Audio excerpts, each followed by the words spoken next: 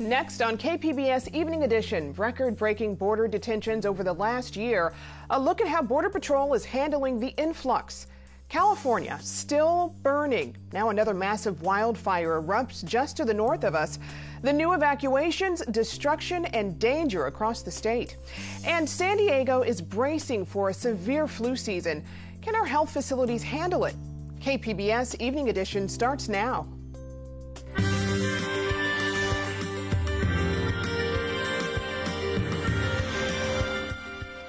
Good evening. It's Friday, November 1st. Thanks for joining us. I'm Jade Hindman. Arrests at the U.S.-Mexico border are on the rise. Customs and Border Protection released the latest numbers today and say the system is overwhelmed. KPBS reporter Matt Hoffman explains. Border Patrol agents nationwide apprehended over 851,000 people during FY19. Locally, San Diego sector agents made 58,049 arrests. Authorities say over the last year, apprehensions at the border have increased by 50%, but recently those numbers are starting to fall. In March of 2019, San Diego sector had a monthly high of 6,892 arrests, which dropped to 3,472 arrests in September. Acting Border Patrol Chief for the San Diego sector, Kathleen Scudder, says the high apprehension numbers are a direct result of caravans of migrants coming to the U.S. in 2018 and early 2019. So I think the trend will continue as long as we maintain the projects that are in place right now, the migrant protection protocols and the agreements with the other countries. Migrant protection protocols is a term used for the Trump administration's Remain in Mexico policy. That's when migrants are taken south of the border while their immigration proceedings play out. Critics say this policy offers no protection and leaves migrants vulnerable in Mexico. We're not directly involved with that since that's happening in Mexico, but in our partnership and agreements with Mexico, they have agreed to provide those safeties. CBP says it is not equipped to handle the number of migrants trying to enter the U.S. Even here at San Ysidro, our busiest port in the nation, our facilities are not intended for the kinds of conditions we are facing. Border Patrol says over the last year, it has seen a 137% increase in apprehensions of people from countries other than Mexico. Matt Hoffman, KPBS News. And despite a decrease in the wind, local fire crews remain ready. Just to the north of us, though, a very different story. Another major blaze has firefighters on their heels again. Karen Kafa has the latest. Flames light up the darkness. A new wildfire erupted overnight in Southern California while firefighters hope for the best amid a challenging week. We are in the middle of a big fight. We are about a week into this, and the end is not yet in sight. The Maria fire in Ventura County, just one of more than a dozen that have burned tens of thousands of acres up and down the state this week. Slightly improved conditions for firefighters were expected Friday. Wind speeds in Southern California, for example, forecasted far slower than the hurricane-force gusts earlier in the week. Still, red flag warnings are in effect. Conditions like wind, humidity, and temperature are ripe for fires, and millions are on alert. Everybody here in California, they are on their toes for anything that can happen, any little spark. In Riverside County, police said Friday the 46 fire east of Los Angeles was sparked by the damaged tires of a car involved in a police pursuit. And in the northern portion of the state's largest active fire, the Kincaid Fire, continues to burn parts of Sonoma County. CAL FIRE expressing optimism about the fight Friday. Overall, the fire looks very, very good. I spoke with the air attack supervisor last night, and his comment was everything looks good on the perimeter. That blaze has been going since last Wednesday. I'm Karen Kafa reporting. And from Gone with the Wind to Frozen, we're not talking about movies, but our weather. We are no longer in red flag conditions, but we are seeing record-tying and breaking cold weather in El Cajon and Ramona. For the latest on our forecast, here's meteorologist Lauren Rainson. Good evening, I'm meteorologist Lauren Rainson. We continue to track all that dry air trapped over California. Yes, we're still talking about those sub-zero dew point temperatures, if you can imagine that. We will find a little bit of relief, but overall that dry air is here to stay throughout the entire weekend. At least by this point over the next couple of days, those dew point numbers will try to bounce back just more. At times, the winds will remain quite breezy throughout the weekend as we're still getting a bit of that offshore flow. It is also bone dry, especially areas just off to our east. Obviously, we've been dry, we've been windy, and we've been quite warm. That warm trend will continue into Saturday, although right about where we should be at for this time of year if you compare to the average. Into tonight, a clear one ahead, widespread 40s to the lower 50s. During the daytime, we get back to all of that sunshine. Grab the shades. Temperatures in the upper 70s to the middle 80s further inland. While the midsection of the country remains quite active, lo and behold, for us at home, we're warm, we're quiet. That overall fire risk is trying to subside. Even though we're on the breezy side, we're not talking about wind gusts nearly as strong as what we have been seeing recently. Sunshine along the coast with highs in the upper 70s. Further inland, we're warmer, of course, with highs in the lower 80s, sun-filled sky. In the mountains, plenty of sun, much cooler, highs in the lower to the middle 60s. Into the desert, we're soaking up that sun, highs pushing the middle to the upper 80s. Overnight lows will cool to the upper 40s to the lower 50s, middle to the end of that upcoming work and school week. Reporting for KPBS News, I'm meteorologist Lauren Rainson. Back to you. Lauren, thanks. It's that time of year when the clocks change and you get that extra hour of sleep. Daylight saving time ends at 2 a.m. this Sunday, so it's time to fall back to standard time. Smart devices will usually do it automatically, but most people will still need to set a few clocks back manually. There are a few places where people actually don't have to do anything because they never went on daylight saving time, like Puerto Rico, the Virgin Islands, or the states of Hawaii and Arizona. But the rest of us will get what feels like an extra hour in bed Sunday morning guilt-free. Daylight saving time will return at 2 a.m. on March 8th. It's flu season when more and more San Diegans are getting sick and turning up in hospitals. KPBS health reporter Taryn Minto tells us how medical facilities and county officials are ready for an influx of patients ahead of a potentially severe season. The garage behind Sharp Chula Vista Medical Center houses crucial emergency equipment, portable sinks, room dividers, and military-tested tents.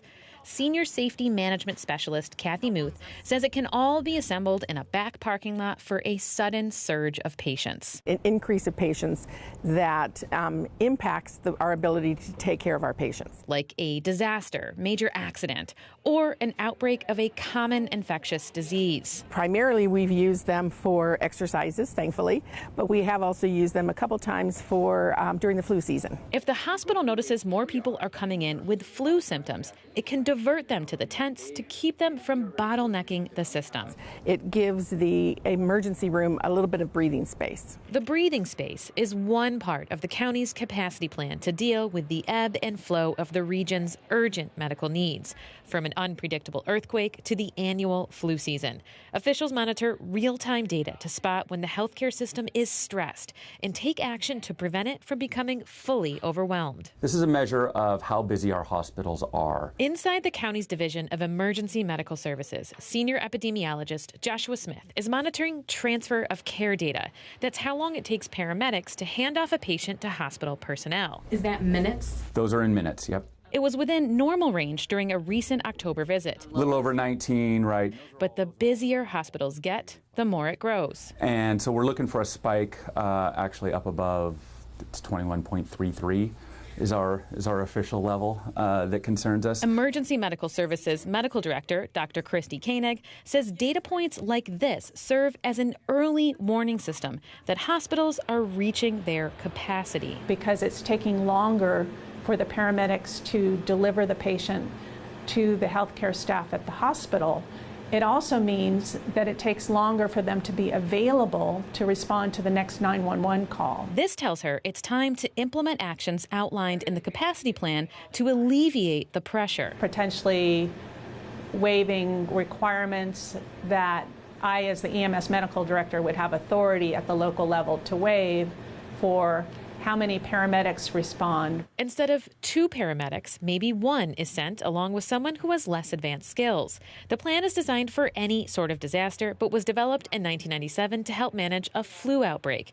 And the plan has improved each year, especially since 2017, when the county experienced what senior epidemiologist Smith calls Flumageddon. Our duty officers were being bombarded with reports. It was one of the most severe seasons on record. And after it peaked, Smith looked back at 911 call volume, transfer of care time, and other metrics to identify when it started. But what we were able to do is take the data from that year and look at it retrospectively, and then apply our current system of using metrics and trigger points, and we realized we would have picked up the Flumageddon about 2 weeks early that year and been a little more prepared. This year, flu activity is above average, but well within the medical system's capacity.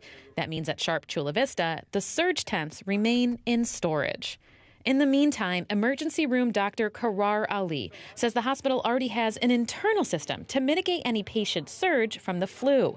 There's a separate emergency room team to triage less severe cases. It became an asset, an indispensable asset during the flu season. Instead of waiting among patients in dire situations, people with flu symptoms are diverted to the team that addresses only mid-level patients. I mean, they're in and out, in a very short amount of time. That keeps patient satisfaction up, emergency staff morale high, and can help keep the county from triggering its capacity plan.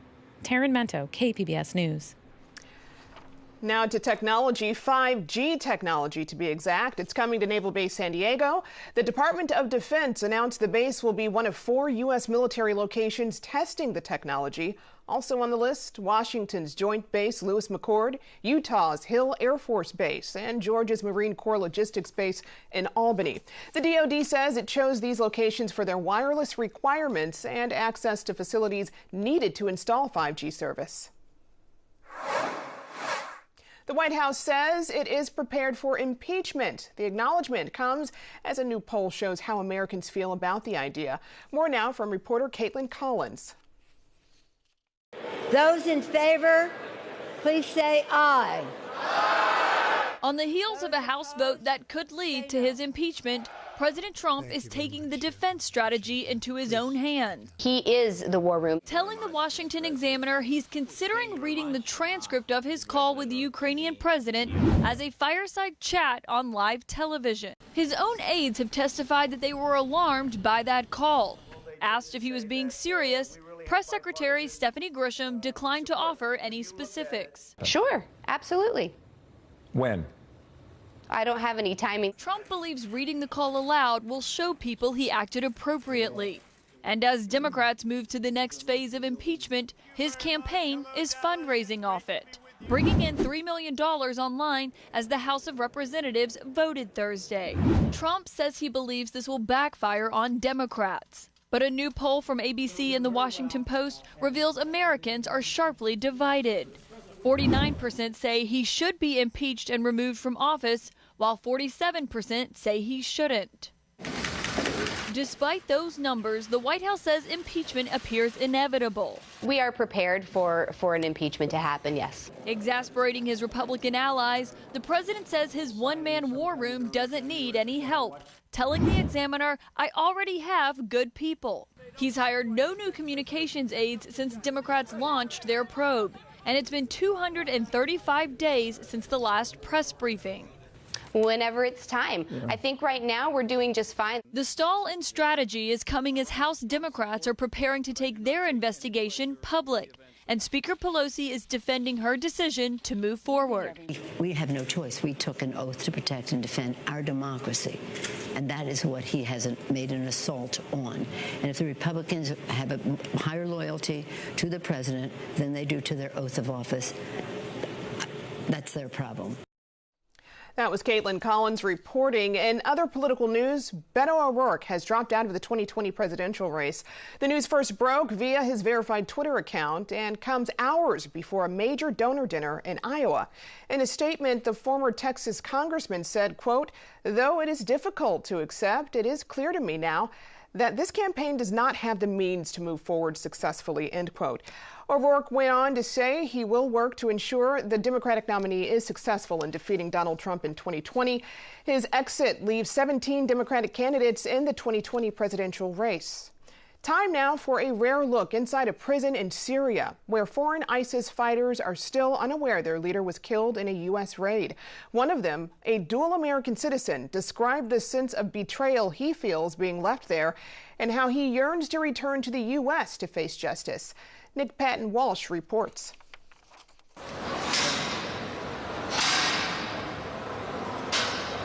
This wasn't the ending they were promised, even if it begins to feel eternal. ISIS foreign fighters, so long as these bars in Syria hold, no longer a threat to the outside world, and no longer aware of what's happening outside in it. We don't get much information of outside what's happening.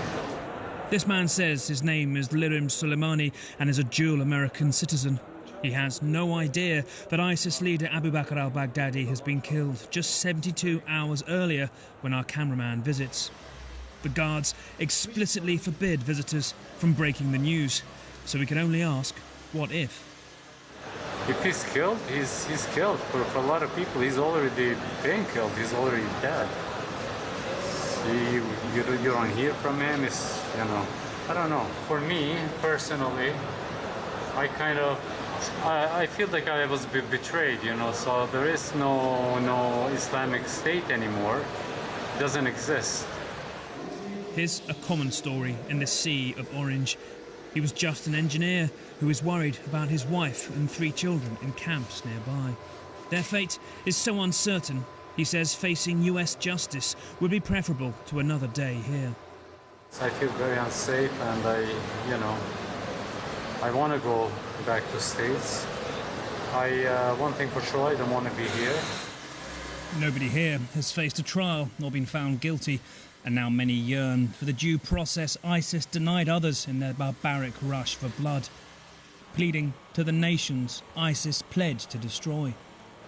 My message to American people, to Donald Trump, there is American citizens, they shouldn't be abandoned, they should be brought to states, face the law, and if they committed any crime or they can be punished, not be left in some place like slow death concentration camp. The emaciated, withering, leaderless ISIS here has not suddenly stopped being a threat. Imagine the rage incubating in these cells. So great, the guards fear what may happen if they learn the news of their leader's death. An anger their home countries do not, for the most part, want to import back, but that lives on after Baghdadi's death in these cells. Nick Payton-Walsh, CNN, Erbil, Northern Iraq.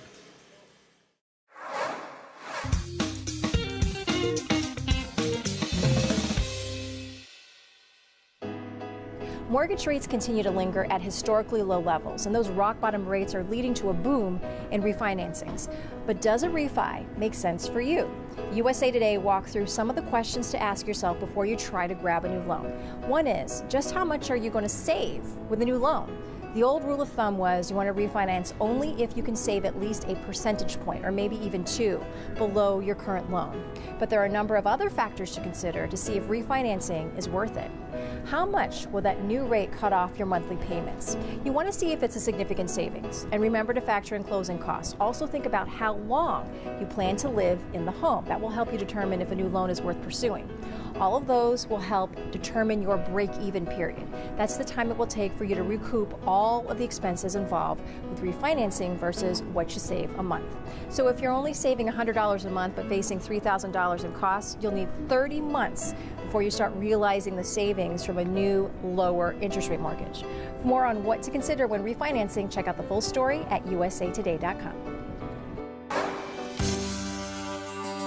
We're here with SDSU marketing lecturer and co-founder of Bottom Line Marketing, Miro Kopik. Miro, thanks for joining us. Thanks, Jade. Okay, so I want to jump right into the NCAA and our Fair Pay to Play Act here in California. NCAA did all that barking when that legislation came out. Here we are a few weeks after it being signed, and there's a reversal. Why? They've got a lot of pressure on them, and it's not just California. There's a dozen other states that are looking at legislation similar to California's. California's legislation doesn't enact until 2023. Florida, for example, is looking to potentially pass a law very similar to the California one, but by this summer. So athletes actually can start selling their likenesses in the fall of 2020. Oh. So the NCAA is in a lot of trouble, and even Congress is getting into the act. And so with that pending on them, they needed to act. And they've been working on this since May, and they have the next 12 months to get it done. And speaking of those two pieces of legislation, do you think it's possible that scholarships could be taxed? Wow, that's a great question. Still likely not, but that's where the rule comes in. If the income of those players will likely be taxed if they sell their likeness or their name, but scholarships maybe not. But it might change the whole scholarship equation when it's all said and done. All right, we'll move on to the next thing. Things in California got a bit more complicated in efforts to set fuel standards. A lot of them, few motor companies actually are siding with the Trump administration. Tell me a bit more about that. Yeah, we talked about this a month ago in August when 4 of the largest companies in the world, Ford, VW, BMW, and Honda, all sided with the state of California for emission and miles and fuel economy standards at about 50 miles per gallon, which is very similar to the Obama era standards. The Trump administration has wanted to take those down substantially. The other auto players didn't really commit until this week. So General Motors, Fiat Chrysler, and Toyota all signed on to support the government standard. They're not necessarily claiming that it's the standard itself, but the fact that there should be one regulation across the country for all auto manufacturers. Really, there's going to be a handful of winners and losers in this one. The losers are going to be General Motors and Fiat Chrysler. The reason is they both took big government bailouts. They are not doing very well. General Motors has endured a huge strike in the last month, and by siding with the administration on this one, it shows that they don't seem to care about fuel economy standards. If consumers get the 50 miles per gallon, they're going to save well over $1,000 a year in fuel costs. If they get the lower standards, they're going to be still paying a lot more at the pump for the privilege of having a lower MPG rating. All right. Well, finally, speaking of paying more at the pump, I mean, this week we did get a big indicator on the health of our economy. Tell me, what do the GDP numbers mean? What can we take away from what we just learned? Wow. You know, the GDP numbers, there's been a lot of numbers this week. So we'll kind of break them down. We'll start with the GDP number. It was released earlier this week. The economy grew in the third quarter 1.9%, which is a little bit above expectations, but well below the average growth rate in the U.S., which is above 2. Secondly, the deficit was announced last week that it will cross $1 trillion later this year. That's a major issue because the tax cut is a big factor of that deficit growing that quickly. The goal was to grow 3% or more. The U.S. economy in the last several years only grew over 3% one time. The Fed then had to reduce the interest rates by 1/4 point to keep the economic our growth going. We've had 109 months of straight job growth. So a lot of numbers are coming together, and what it boils down to is at the end of the day, the business negative sentiment and consumer relatively positive sentiment have to be reconciled. Either consumers are going to convince businesses to start investing again and increasing production, or business sentiment, but because they're going to start cutting jobs, is going to change consumer sentiment and consumers will buckle down. And this is kind of, we have to kind of watch it as we head into the holiday season. All right, well, hopefully some of the anxieties will be eased soon.